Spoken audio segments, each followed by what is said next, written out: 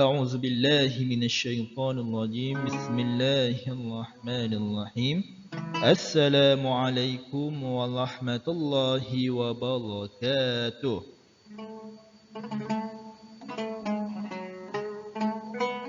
Alhamdulillah, segala puji bagi Allah. Hari ini kita dapat berjumpa lagi di dalam kelas PDPR Sirah Rasulullah sallallahu alaihi wasallam tahun 3.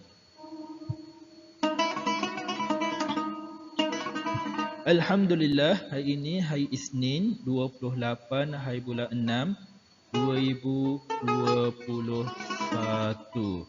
Kita akan teruskan lagi pelajaran kita.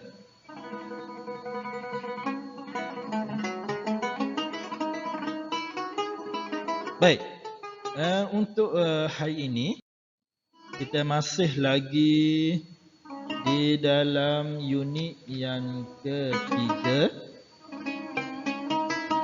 iaitu peristiwa sebelum berlakunya penhijrahan Rasulullah sallallahu alaihi wasallam ke Madinah. Okey.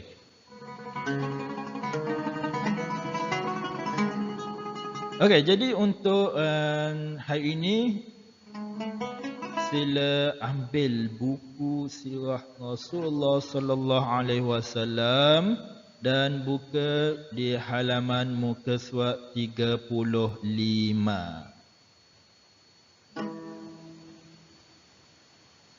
Okey.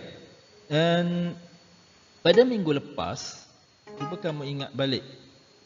Minggu lepas dan 2 minggu lepas, kita dah masuk dalam tajuk ni. 2 minggu lepas kita masuk kepada Perjanjian Aqabah yang pertama.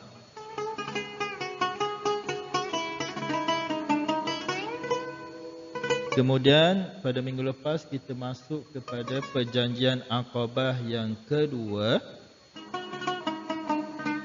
Dan untuk kelas pada pagi ini, kita akan habiskan tajuk ini.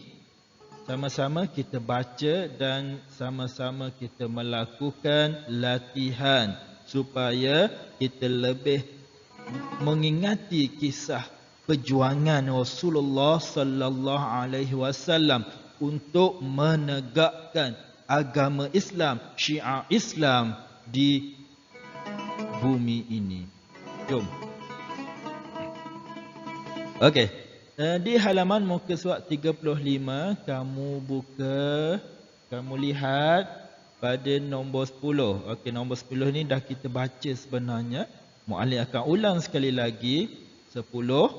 Pada pertemuan ini, pertemuan Perjanjian Aqabah yang kedua. Perjanjian Aqabah yang kedua. Pada pertemuan ini, iaitu Perjanjian Aqabah yang kedua, mereka mengajak Rasulullah sallallahu alaihi wasallam. Okey, siapa mereka ini? Mereka ini ialah orang yang membuat perjanjian Aqabah itulah. Orang Yathrib, iaitu orang Madinah yang bertemu dengan Rasulullah, memeluk agama Islam, membuat perjanjian, kemudian mengajak Rasulullah sallallahu alaihi wasallam untuk berhijrah ke Madinah. Dan yang pentingnya adalah menjadi pemimpin mereka. Bukannya Rasulullah sallallahu alaihi wasallam ni pergi berhijrah semata-mata, tapi menjadi pemimpin di kalangan mereka. Jadi ini menolak dakwaan mengatakan Rasulullah sallallahu alaihi wasallam melarikan diri. Rasulullah sallallahu alaihi wasallam tidak melarikan diri, tapi diajak oleh orang Madinah untuk berhijrah ke Madinah dan menjadi pemimpin mereka.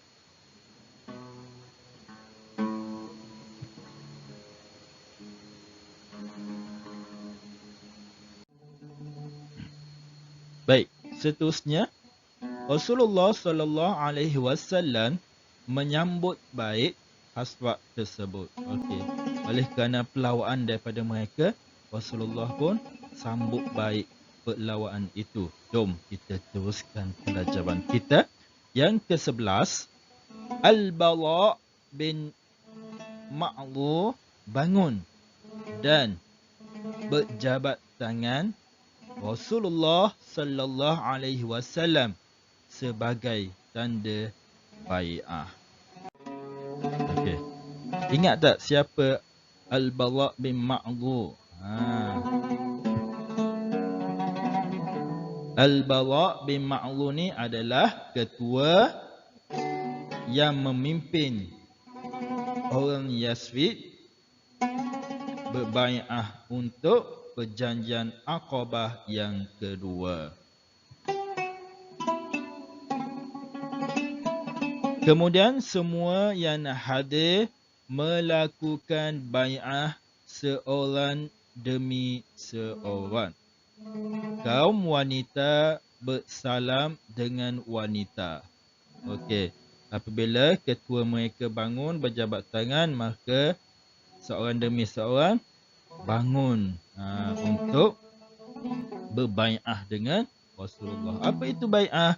Iaitu berjanji setia untuk Islam. Okey. Nombor 13.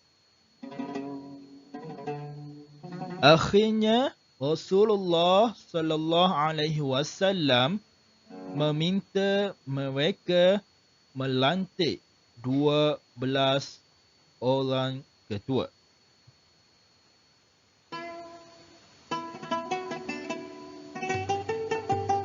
Sembilan daripada Khazraj dan 3 daripada kaum Aus. Okey. Nombor 13. Mereka diamanahkan untuk memimpin kaum masing-masing dalam melaksanakan perjanjian yang dipersetujui.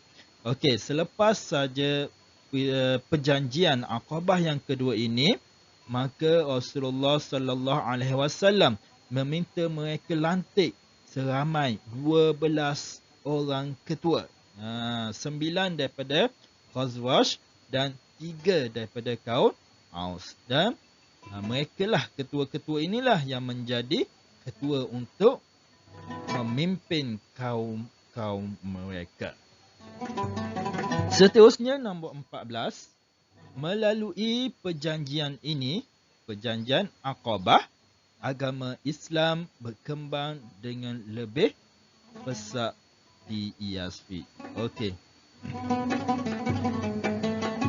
Inilah perjuangan Rasulullah sallallahu alaihi wasallam yang mana dengan pelbagai strategi, pelbagai usaha, pelbagai dakwah Rasulullah sallallahu alaihi wasallam lakukan untuk menyebarkan syiar Allah, syiar Islam.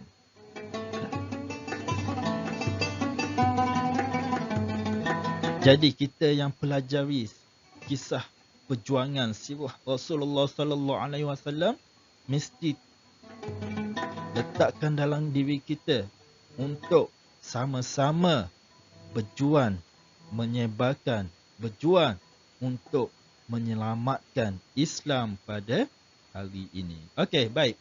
Untuk tugasan kelas kita pada hari ini, Mu'allim, kamu ambil buku aktiviti muka surat 28.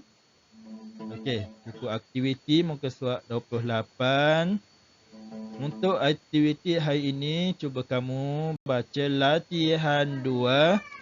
Gariskan jawapan yang betul. Gariskan jawapan yang betul. Okey, dia dah bagi jawapan.